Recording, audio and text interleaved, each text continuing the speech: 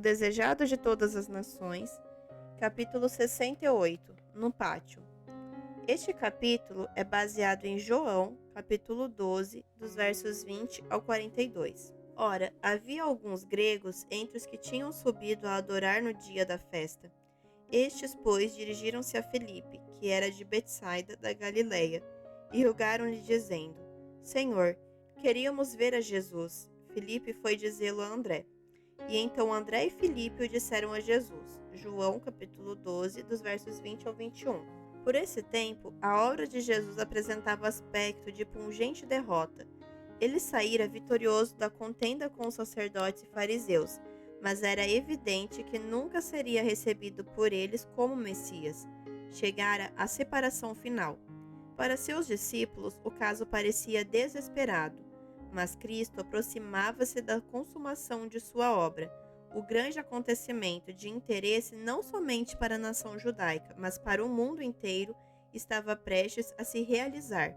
Ao ouvir Cristo o ansioso pedido, queríamos ver a Jesus ecoando o sequioso clamor do mundo, iluminou-se-lhe o semblante e disse: É chegada a hora em que o Filho do Homem há de ser glorificado.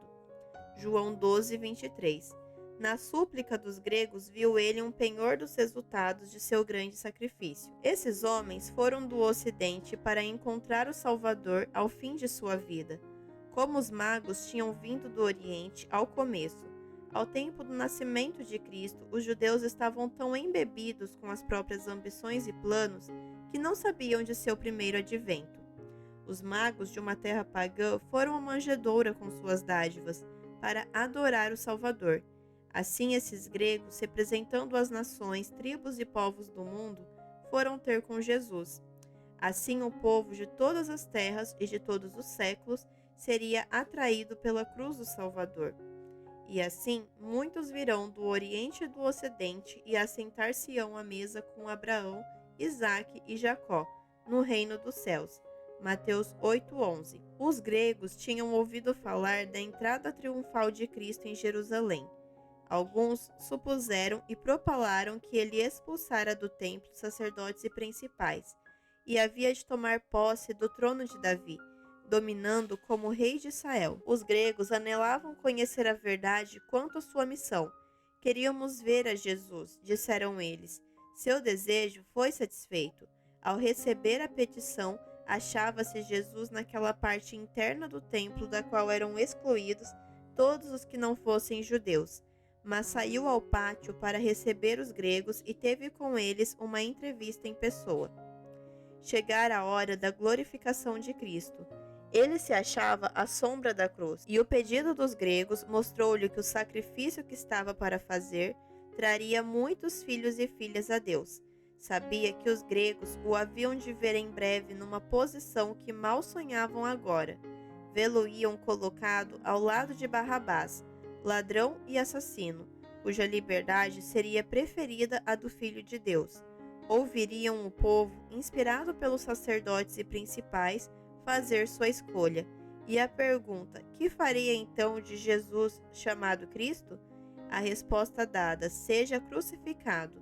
Mateus 27, 22. Jesus sabia que, fazendo essa propiciação pelos pecados dos homens, seu reino seria aperfeiçoado e se estenderia pelo mundo. Ele operaria como restaurador, e seu espírito havia de prevalecer. Olhou por um momento futuro adiante e ouviu as vozes que proclamavam em toda parte da terra: Eis o Cordeiro de Deus que tira o pecado do mundo. João 1:29. Viu nesses estrangeiros as primícias de uma grande colheita, quando a parede divisória entre judeus e gentios fosse derribada, e todas as nações, línguas e povos ouvissem a mensagem de salvação. A antecipação desse fato, a consumação de suas esperanças, acham-se expressas nas palavras: é chegada a hora em que o Filho do Homem há de ser glorificado. O caminho pelo qual essa glorificação se havia de operar, porém, não estava nunca ausente do Espírito de Cristo. A reunião dos gentios devia seguir sua morte próxima. Unicamente por sua morte podia o mundo ser salvo. Como um grão de trigo, o Filho do Homem devia ser deitado no solo e morrer, e ser enterrado fora das vistas, mas havia de viver outra vez. Cristo apresentou seu futuro, ilustrando com coisas da natureza, para que os discípulos compreendessem o verdadeiro resultado de sua missão havia de ser atingido por sua morte. Na verdade vos digo que, se o grão de trigo caindo na terra não morrer, fica ele só, mas se morrer, dá muito fruto. João 12:24. Quando o grão de trigo cai no solo e morre, germina e dá fruto. Assim, a morte de Cristo daria em resultados frutos para o reino de Deus. Em harmonia com a lei do reino vegetal, a vida havia de ser o resultado de sua morte. Os que lavram o solo têm sempre diante de si essa ilustração. De ano para ano conservam seu abastecimento de cereais, por assim dizer, atirando fora a melhor parte. Por algum tempo deve ela estar oculta na cova, sendo cuidada pelo Senhor. Então aparece a haste, depois a espiga e depois o grão na mesma.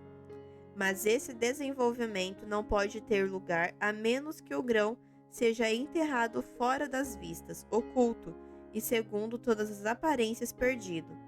A semente enterrada no solo produz frutos, e esse é por sua vez plantado. Assim se multiplica a colheita.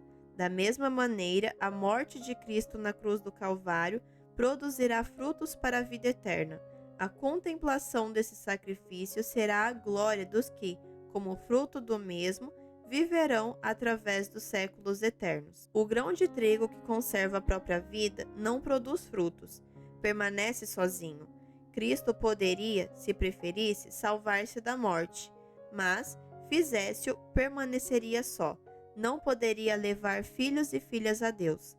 Unicamente entregando a própria vida, podia ele comunicar vida à humanidade. Só caindo no solo para morrer se poderia tornar a semente daquela vasta colheita, a grande multidão redimida para Deus dentre toda nação, tribo, língua e povo. A essa verdade liga Cristo a lição de sacrifício que todos devem aprender. Quem ama a sua vida, perdê-la-á, e quem neste mundo aborrece a sua vida, guardá-la-á para a vida eterna. João 12:25. Todos quantos desejam produzir frutos como coobreiros de Cristo, devem cair primeiro no solo e morrer. A vida deve ser lançada na cova da necessidade do mundo. O amor próprio, o próprio interesse devem perecer, e a lei do sacrifício é a lei da conservação da vida. O lavrador conserva seus cereais lançando-os fora, por assim dizer, o mesmo quando a vida humana, dar a viver. A vida que há de ser conservada é a que se dá abundantemente em serviço para Deus e o homem. Aqueles que sacrificam a existência por amor de Cristo neste mundo, conservá-la-ão para a vida eterna. A vida gasta para o próprio eu é como o grão que se come, desaparece, mas não há aumento. Junte o homem para si tudo quanto pode. Viva, pense e faça planos para o próprio proveito. Sua vida passará, no entanto, e ele nada terá. A lei do serviço do próprio eu é a lei da destruição de si mesmo. Se alguém me serve, disse Jesus, siga-me, e onde eu estiver, ali estará também o meu servo. E se alguém me servir, meu Pai o honrará. João 12:26. Todos quantos carregaram com Cristo a cruz do sacrifício partilharão com ele de sua glória. A alegria de Cristo em sua humilhação e dor era que seus discípulos fossem glorificados com ele. Eles são o fruto de seu sacrifício, a formação neles de seu próprio caráter e espírito. Eis sua recompensa, e será por toda a eternidade a sua alegria. Esta alegria eles, os discípulos, partilharão com ele, ao ser visto em outros corações e outras vidas o fruto de seus labores e sacrifícios, são coobreiros de Cristo e o Pai os honrará como honra seu Filho. A mensagem dos gregos, prenunciando como fazia a reunião dos gentios, trouxe à mente de Jesus sua inteira missão. A obra da redenção passou por diante dele, desde o tempo em que, no céu, foi elaborado o plano até a morte, tão próxima agora. Uma misteriosa nuvem pareceu envolver o Filho de Deus. Sua sombra foi sentida pelos que o rodeavam. Ele quedou absorto em seus pensamentos. Rompeu por fim o silêncio com as dolorosas palavras: Agora minha alma está perturbada, e que direi eu? Pai, salva-me desta hora. João 12, 27. Antecipadamente bebia Cristo o cálice da amargura. Sua humanidade recuava da hora do abandono, quando, segundo todas as aparências, seria desamparado pelo próprio Deus, quando todos o veriam castigado, ferido de Deus e aflito. Recuava de ser exposto publicamente, de ser tratado como o pior dos criminosos e da desonra e ignominiosa morte, um pressentimento de seu conflito com os poderes das trevas, um sentimento horrível fardo da transgressão humana e da ira do Pai por causa do pecado, fez com que o Espírito de Jesus desfalecesse, estampando-se-lhe no rosto a palidez da morte. Veio então a divina submissão à vontade do Pai, mas para isto vinha esta hora, disse: Pai, glorifica o teu nome. João 12, 27, 28. Unicamente mediante a morte de Cristo poderia ser vencido o reino de Satanás. Unicamente assim poderia ser o homem redimido e Deus glorificado. Jesus consentiu na agonia, aceitou o sacrifício. A majestade do céu consentiu em sofrer como que ele levou sobre si o pecado. Pai, glorifica o teu nome, disse ele. Ao proferir Cristo essas palavras, veio da nuvem que lhe pairava sobre a cabeça a resposta: Já o tenho glorificado e outra vez o glorificarei. João 12, 28. Toda a vida de Cristo, da manjedoura ao tempo em que estas palavras foram proferidas, havia glorificado a Deus, e na provação que se avizinhava, seus sofrimentos divino-humanos haviam de, na verdade, glorificar o nome de seu Pai. Ao ser ouvida a voz, um clarão irrompeu da nuvem, circundando a Cristo como se os braços do poder infinito se atirassem em torno dele qual muralha de fogo. Com espanto e terror contemplou o povo esta cena. Ninguém ousou falar. Lábios cerrados e respiração suspensa quedaram todos, olhos fixos em Jesus. Dado o testemunho do Pai, ergueu-se a nuvem dispersando-se no céu, por então cessara a comunhão visível entre o Pai e o Filho. Ora, a multidão que ali estava e tinha ouvido dizia que havia sido um trovão. Outros diziam: um anjo lhe falou. João 12, 29. Mas os indagadores gregos viram a nuvem, ouviram a voz, compreenderam-lhe o sentido e discerniram na verdade a Cristo. Foi-lhes revelado como enviado de Deus. A voz de Deus se fizera ouvir no batismo de Jesus ao princípio de seu ministério, e outra vez no Monte da Transfiguração. Agora, ao fim desse ministério, era ouvida pela terceira vez, por maior número de pessoas e sob circunstâncias especiais. Jesus acabara de proferir as mais solenes verdades a respeito da condição dos judeus.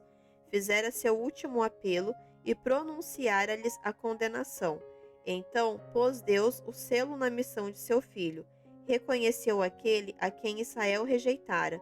Não veio esta voz por amor de mim, disse Jesus, mas por amor de vós. João 12:30. Era a prova suprema de sua messianidade, o sinal da parte do Pai de que Jesus falara a verdade e era o Filho de Deus. Agora é o juiz deste mundo, continuou Cristo. Agora será expulso o príncipe deste mundo. E eu, quando for levantado da terra, todos atrairei a mim. E dizia isto significando de que morte havia de morrer. João capítulo 12, dos versos 31 ao 33. Esta é a crise do mundo. Se me torno a propiciação pelos pecados dos homens, o mundo será iluminado. O domínio de Satanás sobre as almas dos homens será despedaçado. A desfigurada imagem de Deus será restaurada na humanidade, e uma família de crentes santos herdará afinal o lar celestial. Este é o resultado da morte de Cristo. O Salvador perde-se na contemplação da cena de triunfo ante ele evocada.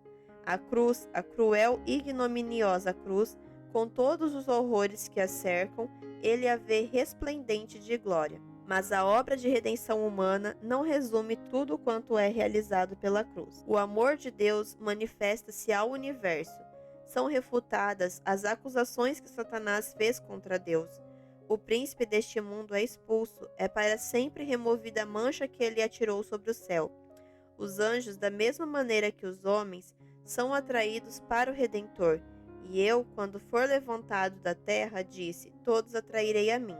João 12:32. Muita gente estava aglomerada em volta de Cristo ao proferir ele estas palavras. E um disse: nós temos ouvido da lei que o Cristo permanece para sempre. E como dizes tu que convém que o Filho do Homem seja levantado? Quem é esse Filho do Homem? Disse-lhe, pois, Jesus: a luz ainda está convosco por um pouco de tempo. Andai enquanto tendes luz, para que as trevas vos não apanhem. Pois quem anda nas trevas não sabe para onde vai. Enquanto tendes luz, crede na luz, para que sejais filhos da luz. João 12, dos versos 34 ao 36. E ainda que tinha feito tantos sinais diante deles, não criam nele. João 12:37. Eles perguntaram uma vez ao Salvador: que sinal, pois, fazes tu para que o vejamos e creiamos em ti? João 6:30. Inúmeros sinais haviam sido dados, mas eles fecharam os olhos e endureceram o coração. Agora que o próprio Pai falara e não podiam mais pedir sinais, recusaram ainda crer. Apesar de tudo, até muitos dos principais creram nele, mas não confessaram por causa dos fariseus, para não serem expulsos da sinagoga. João 12:42.